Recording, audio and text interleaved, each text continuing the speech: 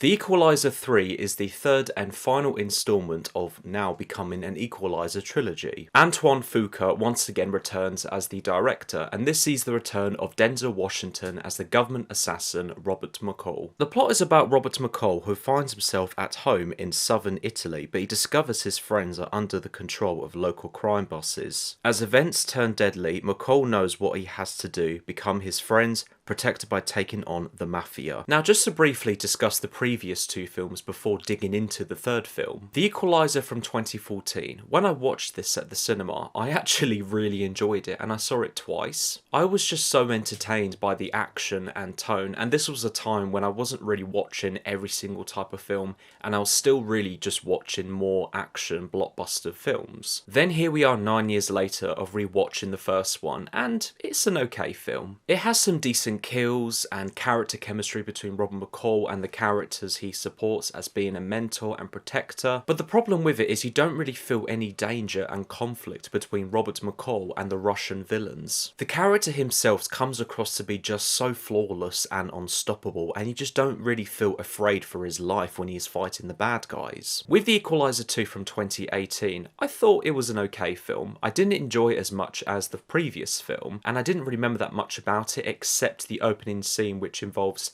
the main character on a train with some bad guys. But again, just like the first film, I rewatched the second one, and to be honest with you, I think I prefer The Equalizer 2, and I think it's a pretty underrated film. It does a much better job of showing McCall's struggle and personal conflict with the villains and the motivations behind everything. It's all pretty neat stuff from the script, and I absolutely love the chemistry between McCall and Ashton Sanders' character, showing this potential father and son love connection. Also, the action and kills are so much better from the choreography and the creative choices from Fuqua's directing. Now here we are with The Equalizer 3, and there were some aspects I liked about it. I appreciated that this film was shot and set at actual real locations in Sicily and Naples in Italy. It does a pretty good job of making us, the audience, feel that we are actually in Italy, and it also supports the tone to be peaceful, and then eventually, because it's an Equalizer film, violent. In addition from the tone, this actually helps this film to be a pretty decent shot and well lit film from the cinematographer Robert Richardson. The Equalizer 3 had some pretty decent acting.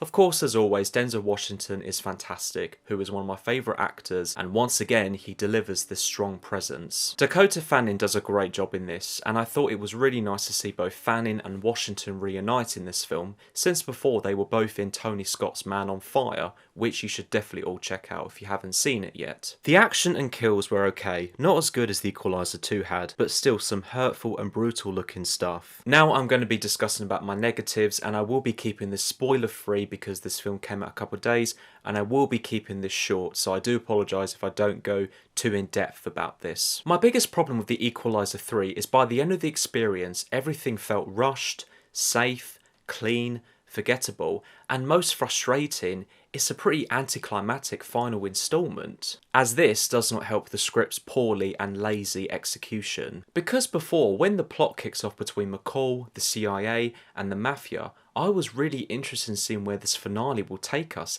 and hoping to experience this big climactic finale for the character of Robert McCall. Regarding the villains, we've got the Mafia here, who are run by two brothers and who aren't afraid to push the limits, but are so forgettable like the main villain in the first film was. It never really felt that the stakes were high between the two brothers and McCall, and that is unfortunate from the poor choices of the writing when it comes to execution. Regarding Robert McCall once again being a mentor and protector, now towards some residents in Sicily. I did feel at first that there was so much potential from the chemistries, but unfortunately, and again, it doesn't execute it that well, making it forgettable, and I just wanted to have that same care like I did between Robert McCall and Ashton Sanders in The Equalizer 2. So yeah, I was pretty much disappointed with The Equalizer 3 as a final film. If you just want Denzel Washington going around killing bad guys in Italy, then I think you might get some enjoyment out of it, but if you're expecting this to be a big climactic finale, then I think you will be let down. Based on my Letterboxd rating, I'm going to give The Equalizer 3